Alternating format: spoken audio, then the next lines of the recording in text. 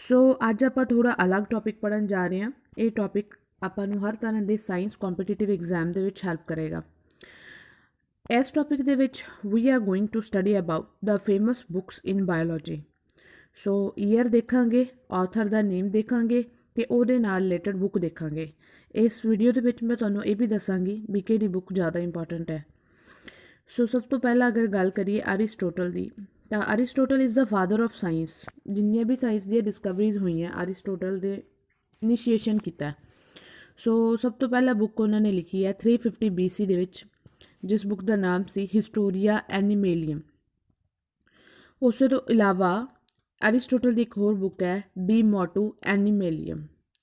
ਉਸ ਤੋਂ ਇਲਾਵਾ ਡੀ ਜਨਰੇਸ਼ਨ ਐਨੀਮੇਲੀਅਮ। ਤਿੰਨ ਬੁੱਕਸ ਜਿਹੜੀਆਂ ਹੈਗੀਆਂ ਅਰਿਸਟੋਟਲ ਨੇ ਕੰਟੀਨਿਊਲੀ ਜਿਹੜੀ ਹੈਗੀ 350 BC ਦੇ ਵਿੱਚ ਲਿਖੀਆਂ। ਇਸ ਤੋਂ ਇਲਾਵਾ ਅਗਰ ਦੇਖੀਏ ਦੀ ਪਾਰਟੀਬਸ ਐਨੀਮੇਲੀਅਮ।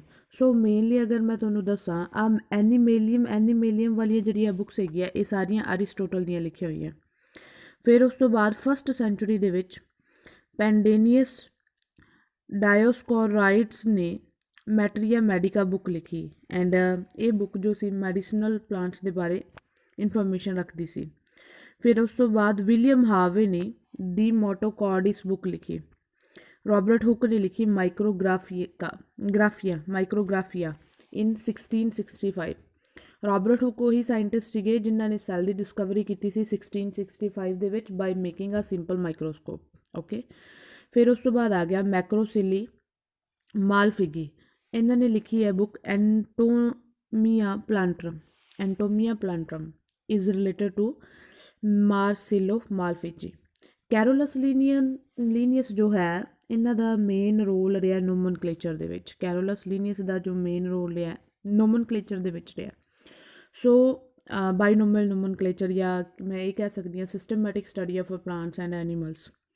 ਇਹਦਾ ਜੋ ਸਟੈਪ ਹੈ 1737 ਦੇ ਵਿੱਚ ਕੈਰੋਲਸ ਲੀਨੀਅਸ ਨੇ ਲਿਆ ਸੀ। ਅਤੇ ਉਹਨਾਂ ਨੇ ਜੋ ਬਾਇਨੋਮੀਅਲ ਨੋਮਨਕਲੇਚਰ ਹੈ ਉਹਨਾਂ ਦੇ ਸਾਰੇ ਰੂਲ ਜੋ ਹੈ ਆਪਦੀ ਇੱਕ ਬੁੱਕ ਹੈਗੀ ਹੈ ਜਨਰਾ ਪਲਾਂਟੇਰਮ, ਉਹਦੇ ਵਿੱਚ ਲਿਖੇ ਹੈ।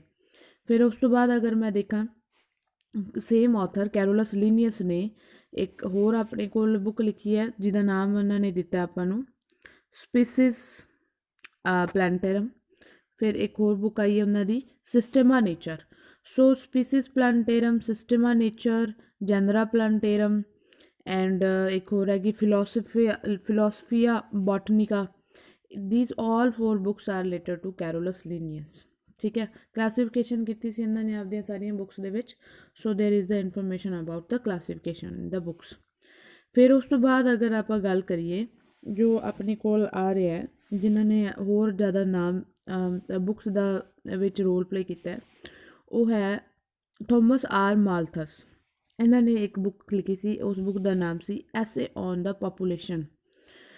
ਫਿਰ ਆ ਗਿਆ ਲੈਮਾਰਕ ਸਾਇੰਟਿਸਟ ਨੇ ਐਵੋਲਿਊਸ਼ਨ ਥਿਊਰੀ ਦਿੱਤੀ ਸੀਗੀ ਐਂਡ ਉਹਨਾਂ ਨੇ ਆਪਦੀ ਇੱਕ ਬੁੱਕ ਲਿਖੀ ਸੀਗੀ ਫਿਲੋਸਫੀ ਜੂਲੋਜੀ। ਲੈਮਾਰਕ ਦਾ ਜਿਹੜਾ ਹੈਗਾ ਥਿਊਰੀ ਆਫ ਲੈਮਾਰਕਿਜ਼ਮ ਹੈਗੀ ਹੈ ਜੋ ਬਹੁਤ ਫੇਮਸ ਹੈ which is related to the giraffe. And ਉਹਨਾਂ ਨੇ ਐਵੋਲਿਊਸ਼ਨ ਦੀ ਇਨਹੈਰੀਟੈਂਸ 'ਤੇ ਜੋ ਬੁੱਕ ਲਿਖੀ ਉਹਦੇ ਸਾਰੇ ਰੂਲ ਜਿਹੜੇ ਹੈਗੇ ਆ ਫਿਲੋਸਫੀ ਜੂਲੋਜਿਕ ਦੇ ਵਿੱਚ ਕਵਰ ਹੈ। ਫਿਰ ਉਸ ਤੋਂ ਬਾਅਦ ਆ ਗਏ ਇੱਕ ਸਾਇੰਟਿਸਟ ਸੀਗੇ 1820 ਦੇ ਵਿੱਚ ਉਹਨਾਂ ਨੇ ਇੱਕ ਬੁੱਕ ਲਿਖੀ ਵਿਲੀਅਮ ਰੌਕਸਬਰਗ। ਉਸ ਬੁੱਕ ਦਾ ਨਾਮ ਸੀਗਾ Flora Indica. So Flora Indica is related to William Roxburgh. ਫਿਰ ਉਸ ਤੋਂ ਬਾਅਦ ਚਾਰਲਸ ਡਾਰਵਿਨ ਨੇ ਜੋ ਆਪਦੀ ਜਰਨੀ ਕੀਤੀ ਸੀ ਅਤੇ ਉਹਨਾਂ ਨੇ ਜੋ ਬੁੱਕ ਲਿਖੀ ਸੀਗੀ on the origin of the species. ਉਸ ਤੋਂ ਇਲਾਵਾ ਉਹਨਾਂ ਨੇ ਆਪਦੀ ਵੋਇਗ 'ਤੇ ਵੀ ਉਹਨਾਂ ਦੀ ਕੀ ਜਰਨੀ ਰਹੀ ਜਾਂ ਬੀਗਲ ਦੀ ਕੀ ਜਰਨੀ ਰਹੀ। ਬੀਗਲ ਉਹ ਵਹੀਕਲ ਸੀ, ਸ਼ਿਪ ਸੀ ਜਿਹਦੇ ਥਰੂ ਉਹਨਾਂ ਨੇ ਆਪਦੀ ਜਰਨੀ ਕੀਤੀ ਸੀ। So on the voyage of Beagle is the book written by the Charles Darwin in 1839 ਦੇ ਵਿੱਚ ਉਹਨਾਂ ਨੇ ਬੁੱਕ ਲਿਖੀ ਸੀ। ਫਿਰ ਇੱਕ ਸਾਇੰਟਿਸਟ ਹੈਗੇ ਰਡੋਲਫ ਵਿਚੋ ਨੇ ਲਿਖੀ ਬੁੱਕ ਜਿਹੜੀ ਹੈਗੀ ਹੈ Die Cellular Pathology. So this is related to Rudolf Virchow. ਫਿਰ ਉਸ ਤੋਂ ਬਾਅਦ ਨੈਕਸਟ ਅਗਰ ਆਪਾਂ ਦੇਖੀਏ ਤਾਂ ਚਾਰਲਸ ਡਾਰਵਿਨ ਦੀ ਹੀ ਇੱਕ ਹੋਰ ਬੁੱਕ ਹੈ ਜਿਵੇਂ ਮੈਂ ਤੁਹਾਨੂੰ ਪਹਿਲਾਂ ਦੱਸ ਕੇ ਗਈ ਚਾਰਲਸ ਡਾਰਵਿਨ। ਉਹਨਾਂ ਦੀ ਜੋ ਬੁੱਕ ਦਾ ਨਾਮ ਹੈ ਉਹ ਹੈਗਾ on the origin of species.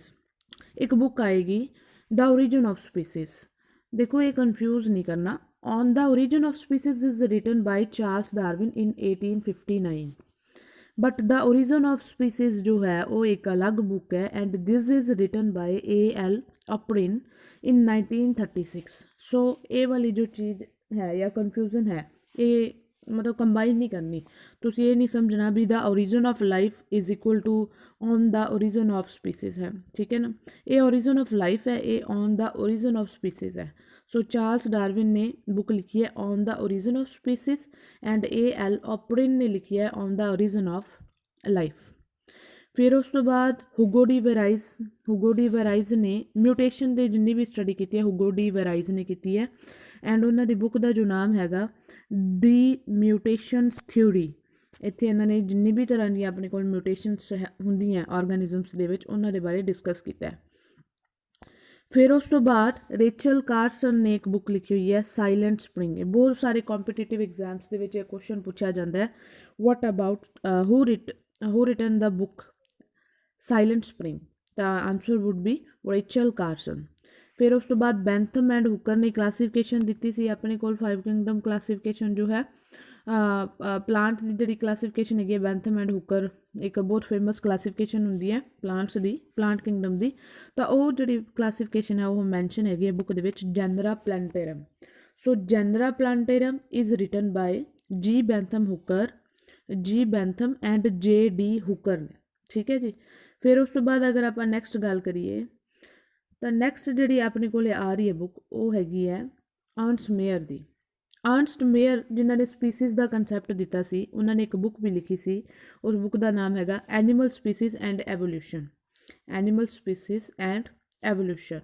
उस तो बाद अगर मैं गल करा DNA की जी स्टडी है वो करी सी J.D. वाटसन ने। तो उन्होंने 2 बुक्स लिखी हैं molecular biology of gene and double helix. जिथे भी DNA की गल होएगी ना J.D. वाटसन का नाम जरूर आएगा क्योंकि उन्होंने मैक्सीमम कॉन्ट्रीब्यूशन रहा है for the exposure of the structure of the DNA।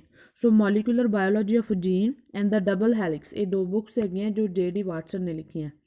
MacArthur R.H. MacArthur इन्होंने जो बुक लिखी है उस बुक का नाम है जियोग्राफिकल इकोलॉजी। मैकआर्थर का रोल है geographical ecology they which and उन्होंने बुक का नेम द टाइटल भी जियोग्राफिकल इकोलॉजी है। रिचर्ड डॉकिंस है जो उन्होंने लिखा है the selfish gene book. Stephen J. Gould ji हैगी है साइंटिस्ट सी उन्होंने लिखी सी एक book ontogeny and phylogeny. So phylogeny is related to the study of the ancestors. So ontogeny and phylogeny related book जी सी स्टीफन J. गाउल्ड ने लिखी सी। फिर आ गया Bruce Albert et al. Bruce Albert जो है ना मॉलिक्यूलर बायोलॉजी के नाल रिलेटेड बुक इन्होंने लिखी सी मॉलिक्यूलर बायोलॉजी ऑफ सैल। सो जिन्ना भी साइटोलॉजी है ज़्यादातर एल्बर्ट का काम किया होया जो जिन्ना भी DNA का काम है ज़्यादातर J.D. वाटसन का थोनों लिटरेचर मिलेगा, ठीक है ना। So by relating the name of the scientist and their work you can easily detect भी आ बुक किने लिखी हो सकती है। फिर उस तो बाद अगर आप गल करिए D.A. Bergey's manual of systematic bacteriology. तो इन्होंने बैक्टीरियोलॉजी के काम किया है D.A. बर्गे ने सिस्टमैटिक बैक्टीरियोलॉजी की बुक इन्होंने जी है यूज़ की पब्लिश की।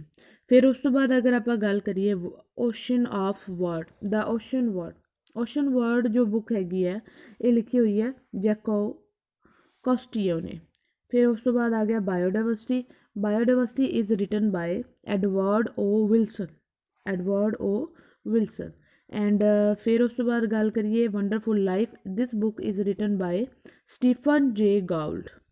एक बुक हैगी जीनोम बहुत फेमस बुक है and this book is written by Matt Ridley.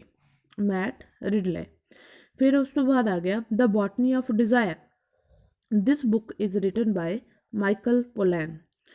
Next book is why we run this book is written by Bernd Heinrich. फिर उस तो बाद आ गया क्रैकिंग द जीनोम ये बुक जो है केविन डेविस ने लिखी है। Kevin Davies is also related with the genome. ये साइंटिस्ट ने जीनोम पर काफ़ी काम किया है। So Davies has written the book cracking the genome. फिर अगेन आ गया अपने को वाटसन। मैंने बोला आपको अभी ਵੀ ਜੋ ਡੀਐਨਏ ਦੇ ਰਿਲੇਟਡ ਚੀਜ਼ਾਂ ਹੈਗੀਆਂ ਜਾਂ ਸਟੱਡੀ ਹੈਗੀ ਆ ਉਹ ਸਾਰੀ ਕਿਹਨਾਂ ਬੁੱਕਸ ਦੇ ਕਿਹੜੇ ਆਥਰ ਦੀ ਬੁੱਕਸ ਦੇ ਵਿੱਚ ਪਬਲਿਸ਼ ਹੋਣਗੀਆਂ, ਜੇਡੀ ਵਾਟਸਨ ਦੀ ਬੁੱਕ ਦੇ ਵਿੱਚ। ਸੋ ਅਗੇਨ ਜੇਡੀ ਵਾਟਸਨ ਦੀ ਤੀਸਰੀ ਬੁੱਕ ਆਪਾਂ ਪੜ੍ਹ ਰਹੇ ਹਾਂ, that is DNA the secret of life. ਫਿਰ ਉਸ ਤੋਂ ਬਾਅਦ ਹੈ ਜੋ ਦ ਸਟਰਕਚਰ ਆਫ ਐਵੋਲਿਊਸ਼ਨਰੀ ਥਿਊਰੀ, ਇਹ ਲਿਖਿਆ ਸਟੀਫਨ ਜੇ ਗਾਊਲਡ ਨੇ। ਫਿਰ ਉਸ ਤੋਂ ਬਾਅਦ ਆ ਗਿਆ ਆਪਣੇ ਕੋਲ silent world. Silent world book ਜੋ ਹੈ ਜੈਕੁਇਸ ਕਾਸਟਰੋਏ ਨੇ ਲਿਖੀ ਹੈ। This is also as scientist ਦੀ ਆਪਾਂ ਦੂਸਰੀ ਬੁੱਕ ਦੇਖ ਰਹੇ ਹਾਂ। ਫਿਰ ਉਸ ਤੋਂ ਬਾਅਦ ਨੈਕਸਟ ਆਪਾਂ ਦੇਖੀਏ ਤਾਂ ਨੈਕਸਟ ਜੋ ਹੈ ਆਪਣੇ ਕੋਲ ਉਹ ਹੈ after Dolly the use and misuse of human colony. So ਤੁਹਾਨੂੰ ਪਤਾ ਹੋਏਗਾ ਡੋਲੀ ਸ਼ਿਪ ਸੀਗੀ, ਜਿਹੜੀ ਡੋਲੀ ਸ਼ਿਪ ਸੀਗੀ ਜੋ ਉਹ ਆਪਾਂ ਨੇ ਜੀਨ ਕਲੋਨਿੰਗ ਕਰਕੇ ਪਹਿਲਾ ਐਨੀਮਲ ਕਲੋਨ ਬਣਾਇਆ ਸੀ, ਠੀਕ ਹੈ। ਸੋ ਆ ਬੁੱਕ ਜੋ after Dolly the use and misuse of human cloning is written by Ian Wilmut. ਫਿਰ ਉਸ ਤੋਂ ਬਾਅਦ ਆ ਗਿਆ our inner ape, this book is written by Frans de Waal. The immortal life of Henrietta Lacks, ਲਿਖੀ ਹੈ Rebecca Skloot ਨੇ। And the planet of virus ਜੋ ਬੁੱਕ ਹੈਗੀ ਉਹ ਲਿਖੀ ਹੋਈ ਹੈ ਕਾਰਲ ਜਿਮਨ ਨੇ। So this is all about today students. I hop ਇਹ ਤੁਹਾਨੂੰ ਸਮਝ ਆ ਗਿਆ ਹੋਏਗਾ। ਅਗਰ ਤੁਹਾਨੂੰ ਸਮਝ ਆਏ ਪਲੀਜ਼